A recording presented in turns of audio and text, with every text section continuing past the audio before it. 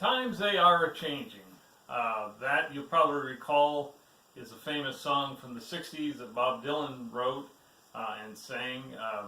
But I want to talk about that today, and I want to talk about it from the perspective of what it means for your business. I'm John Ellsworth with Success Strategies. I'm the founder and creator of the Success Strategies Advantage, and I'm glad you're with us today. I hope you enjoy this presentation.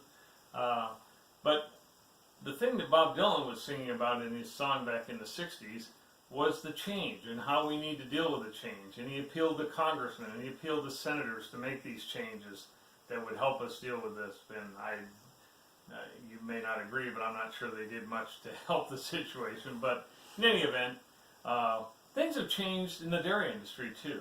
A lot of you are in the dairy industry, and I think it's important that we consider, because this can happen to any industry, that things are changing.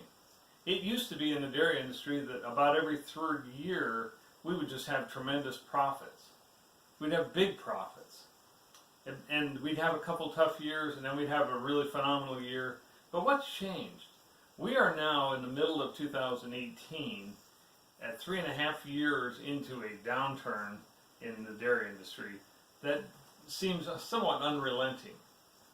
The National Dairy Advance Index, and I applaud the Genske Mulder accounting firm for producing this, their first quarter of 2018 preliminary numbers shows after cost of living and debt service, draws and debt service for owners of dairies, a $2.09 per hundredweight loss.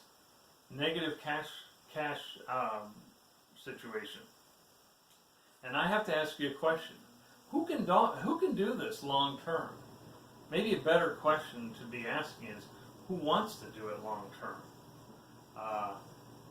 You've heard the term burn rate, and basically that's a term used by banks to determine how long you could continue to lose money. Based on your current equity position, how long you could continue to lose money and still have lendable equity that they could loan against, to keep you afloat until we get one of these upturns in the industry, in whatever industry you're in. And it's not just the dairy industry. When you hit the limits of your lendable equity, you're in a danger zone.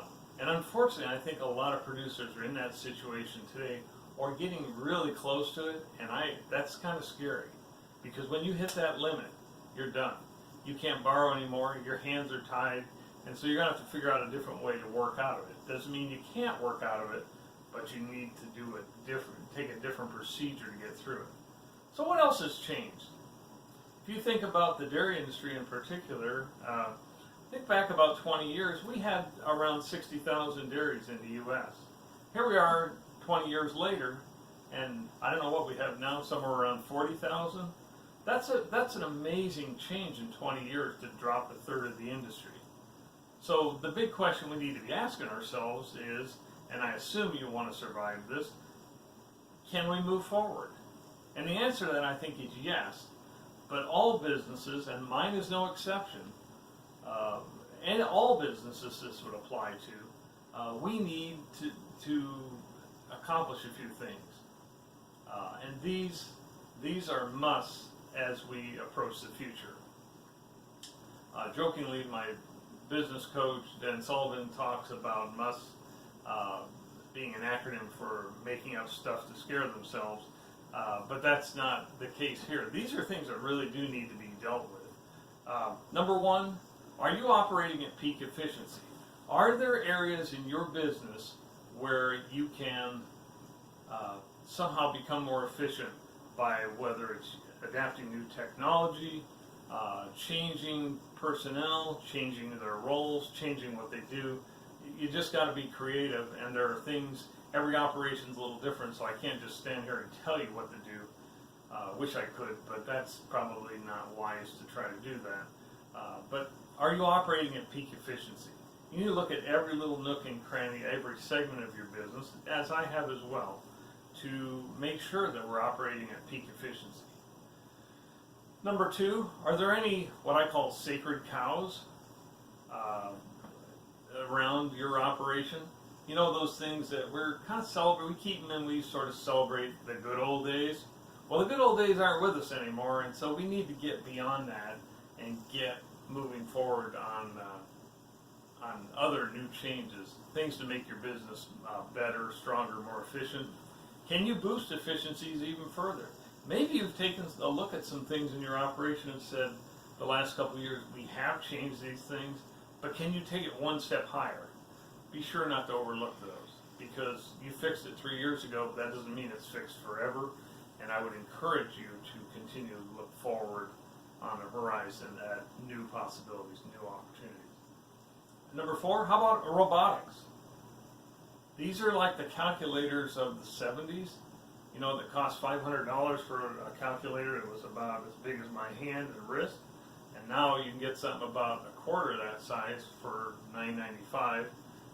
But I know they're expensive, or they appear expensive, but the reality is, with rising labor costs, crazy out of control cost of workers' comp, the rising cost of benefits like health insurance, the robotics, frankly, could be a lifesaver for a lot of us, for a lot of our businesses.